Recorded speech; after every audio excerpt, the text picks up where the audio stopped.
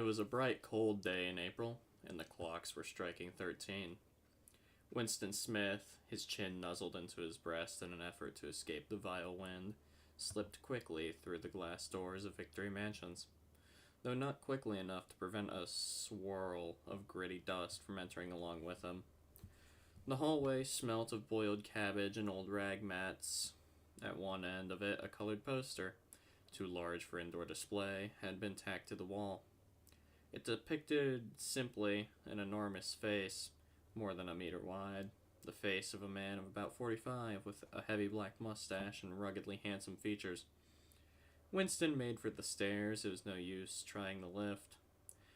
Even at the best of times, it was seldom working, and at present the electric current was cut off during daylight hours. It was part of the economy drive in preparation for Hate Week. The flat was 7 flights up, and Winston, who was 39 and had a varicose ulcer above his right ankle, went slowly, resting several times on the way. On each landing, opposite the lift shaft, the poster with the enormous face gazed from the wall. It was one of those pictures which are so contrived that the eyes...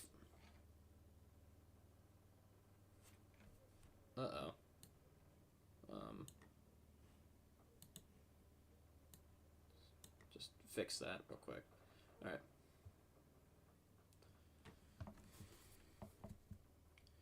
Let the eyes follow you when you move. Big Brother is watching you, the caption beneath it ran. Inside the flat, a fruity voice was reading out a list of figures which had something to do with the production of pig iron. The voice came from an oblong metal plaque like a dulled mirror which formed part of the surface of the right-hand wall. Winston turned a switch and the voice sank somewhat, though the words were still distinguishable. The instrument, the telescreen it was called, could be dimmed, but there was no way of shutting it off completely. He moved over to the window, a smallish, frail figure, the meagerness of his body merely emphasized by the blue overalls which were the uniform of the party. His hair was very fair, his face naturally sanguine, his skin roughened by coarse soap and blunt razor blades in the cold of the winter that had just ended. Outside, even through the shut window pane, the world looked cold. Down in the street, little eddies of wind were whirling dust and torn paper into spirals. And though the sun was shining in sky a harsh blue, there seemed to be no color in anything except the posters which were plastered everywhere. The black mustachioed face gazed down from every commanding corner. There was one on the house front, immediately opposite. Big Brother is watching you, the caption said, while dark eyes looked deep into Winston's own. Down at the street level, another poster, torn at one corner, flapped fitfully in the wind, alternatingly covering and uncovering the single word, Ingsoc. In the far distance, a helicopter skimmed down between the roofs, hovered for an instant like a blue bottle, and darted away again with a curving flight. It was the police patrol snooping into people's windows. These patrols did not matter, however, only the thought police mattered. Behind Winston's back, the voice from the telescreen was still babbling away about pig iron and the fulfillment of the 9th three-year plan. The telescreen received and transmitted simultaneously. Any sound that Winston made above the level of a very low whisper could be picked up by it. Moreover, so long as he remained within the field of vision which the metal plaque commanded, he could be seen as well as heard. There, of course, was no way of knowing whether you were being watched at any given moment, how often, or at what system the thought police plugged in on any individual wire was guesswork. It was even conceivable that they watched everybody all the time, but at any rate, they could plug into your wire whenever you wanted to. You had to live, did live from habit that became instinct. In the assumption that every sound you made was overheard, and, except in darkness, every movement scrutinized. Winston kept his back turned to the telescreen. It was safer, though, as he well knew. Even a back can be revealing. A kilometer away, the Ministry of Truth, his place of work, towered vast and white above the grimy landscape. This, he thought, with a sort of vague distaste, this was London, the chief city of Airstrip 1, itself the third most populous of the provinces of Oceania. He tried to squeeze out some childhood memory that should tell him whether London had always been quite like this. There were always these vistas of rotting 19th century houses, their sides shored up with the bulks of timber, their windows patched with cardboard, and their roofs with corrugated iron, their crazy garden walls sagging in all directions, and the bomb sites where the plaster dust swirled in the air and the willow herb strangled over the heaps of rubble, and the places where the bombs had cleared a larger path and there had sprung up sordid colonies of wooden dwellings like chicken houses. But it was no use. He could not remember. Nothing remained of his childhood except a series of bright-lit tableaux, occurring against no background and mostly unintelligible.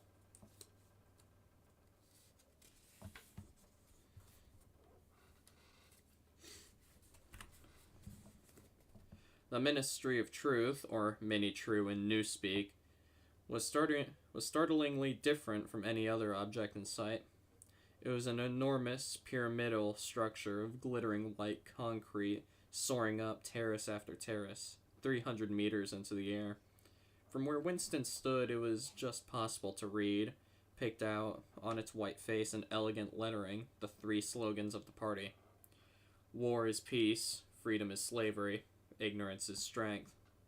The Ministry of Truth contained, it was said, 3,000 rooms above ground level, and corresponding ramifications below. Scattered about London, there were just 3 other buildings of similar appearance and size. So completely did they dwarf the surrounding architecture that from the roof of the Victory Mansions you could see all 4 of them simultaneously. They were the homes of the 4 ministries between which the entire apparatus of government was divided. The Ministry of Truth, which concerned itself with news, entertainment, education, and the fine arts. The Ministry of Peace, which concerned itself with war. The Ministry of Love, which maintained law and order, and the Ministry of Plenty, which was responsible for economic affairs. Their names in Newspeak, Mini-True, Mini-Pax, Mini-Love, and Mini-Plenty. The Ministry of Love was the really frightening one. There were no windows in it at all. Winston had never been inside of the Ministry of Love, nor within half a kilometer of it. It was a place impossible to enter except on official business, and only then by penetrating through a maze of barbed wire entanglements, steel doors, and hidden machine gun nests. Even the streets leading up to its outer barriers were roamed by gorilla-faced guards in black uniforms, armed with jointed truncheons. Weird word. Winston turned around abruptly. He had set features into the expression of quiet optimism, and which it was advisable to wear when facing the telescreen. He crossed the room into the tiny kitchen. By leaving the ministry at the time of day, he had sacrificed his lunch in the canteen.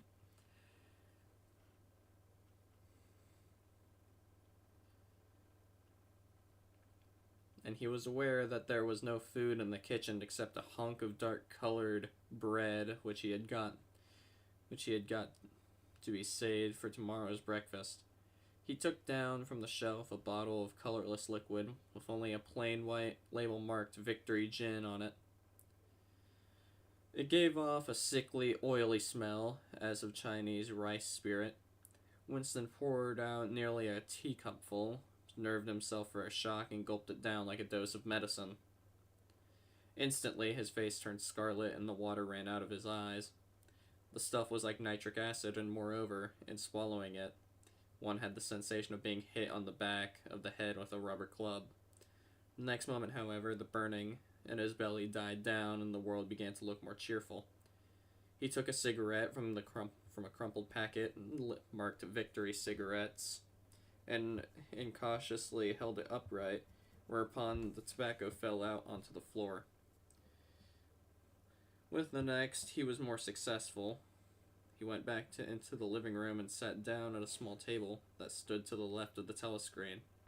From the table drawer, he took out a pen holder, a bottle of ink, and a thick, quarto-sized blank book with red back and marbled cover. For some reason, the telescreen in his living room was in an unusual position. Instead of being placed, as was normal, in the end wall, where it could command the whole room, it was on the longer wall, opposite the window, to one side of it, where it was in shallow alcove in which Winston was now sitting. Which, when flats were built, had probably been intended to hold bookshelves. By sitting in the alcove and keeping well back, Winston was able to remain outside the range of the telescreen, so far as sight went. He could be heard, of course, but that was so long as he stayed in his present position. He could not be seen.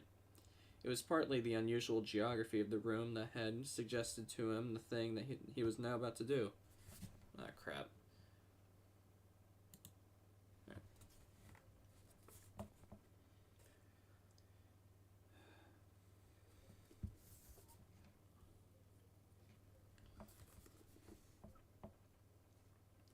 But it had also been suggested by the book he had just taken out of the drawer. It was a peculiarly beautiful book. Its smooth, creamy paper, a little yellowed by age, was of a kind that had not been manufactured for at least 40 years past. He could guess, however, that the book was much older than that. He had seen it lying in the window of a frowsy little junk shop in the slummy quarter of the town. Just what quarter he did not now remember, and had been stricken immediately by an overwhelming desire to possess it. Party members were supposed to not go into ordinary shops. In quotes, dealing on the free market, it was called. But rule was not strictly kept because there were various things such as shoelaces and razor blades which were impossible to get a hold of in any other way. He had given a quick glance up and down the street and then had slipped inside and bought the book for $2.50. At the time, he was not conscious of wanting it for any particular purpose. He carried it guiltily home in his briefcase, even with nothing written in it. It was a compromising possession. The thing he was about to do was to open a diary. This was not illegal. Nothing was illegal, since there were no longer any laws. But if detected, it was reasonably certain that he would be punished by death, or at least 25 years in a forced labor camp. Winston fitted a nib into the pen holder and sucked it to get the grease off. The pen was an archaic instrument, seldom used even for signatures. He had procured one furtively and with some difficulty, simply because of a feeling that the beautiful creamy paper deserved to be written on with a real nib instead of being scratched with a ink pencil. Actually, he was not used to writing by hand, apart from very short notes. It was usual to dictate everything into the speak-write, which of course was impossible for his present purpose. He dipped the pen into the ink and then faltered for just a second. A tremor had gone through his bowels. To mark the paper was the decisive act. In small clumsy letters he wrote, April 4th, 1984. He sat back. A sense of complete hopelessness had descended upon him. To begin with, he did not know with any certainty that this was 1984. It must be around that date, since he was fairly sure he was age 39, and he believed he was born in 1944 or 1945, but it was never possible nowadays to pin down any date within a year or two. For whom it suddenly occurred to him to wonder, was he writing in this diary? For the future? For the unborn? His mind hovered for a moment round the doubtful date on the page, and then fetched up with a humorous bump against the newspeak word doublethink. For the first time, the magnitude of what he had undertaken had come home to him.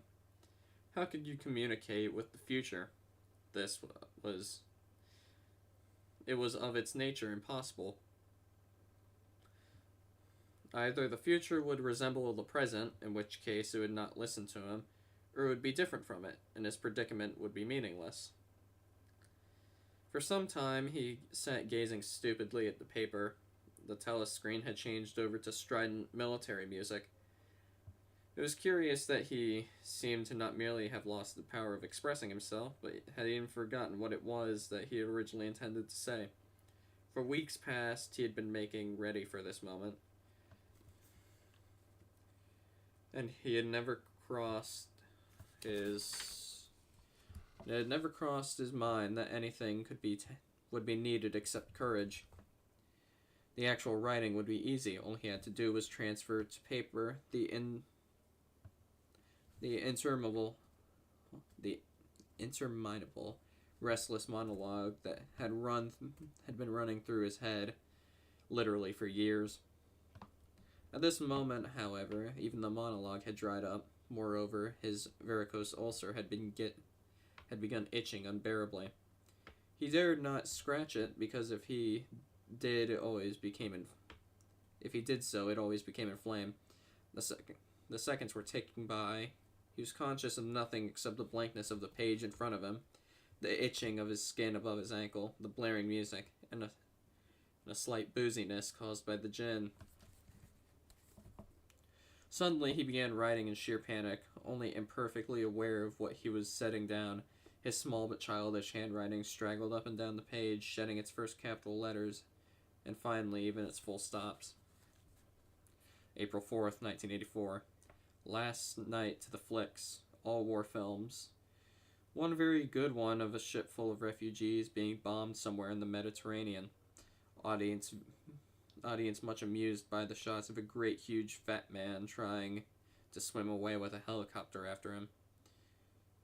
First you saw him wallowing along in the water like a porpoise, and then you saw him through the helicopter's gun sights. Then he was full of holes, and the sea around him turned pink, and he sank suddenly as though the holes only had let in the water. Audience shouting with laughter when he sank. When you saw a lifeboat full of children with a helicopter hovering over it, there was a middle-aged woman, might have been a Jewess, sitting up in the bow with a little boy about 3 years old in her arms. Little boy screaming with fright and hiding his head between her breasts as if he was trying to burrow right into her, and the woman putting her arms around him and comforting him, although she was blue with fright herself, all the time covering him up as much as possible, as if she thought her arms could keep the bullets off of him. Then the helicopter planted a 20-kilo bomb among them. A terrific flash, and the boat went all to matchwood. Then there was a wonderful shot of a child's arm going up, right up into the air. A helicopter with a camera in its nose must have followed it up, and there was a sort of applause from the party seats, but a woman down in the pearl part of the house suddenly started kicking up in a fuss and shouting that they didn't ought to have showed it if it wasn't not in front of the kids. It ain't right, not in front of the kids. It ain't until the police turned her out. I don't suppose anything happened to her. Nobody cares what the proles say. Typical prole reaction, they never. Now, for a bit of context, this was Winston's writing, and Winston isn't very good at writing, it seems. He didn't really have the grammar at all, so that's why it sounds a little weird. Winston stopped writing, partly because he was suffering from cramp. He did not know what had made him pour out this stream of rubbish. But the curious thing was that while he was doing so, a totally different memory had clarified itself in his mind, to the point where he almost felt equal to writing it down. It was, he now realized, because of this other incident that he had suddenly decided to come home and begin the diary today. It had happened this morning at the ministry. You know what? I'm going to end the stream here.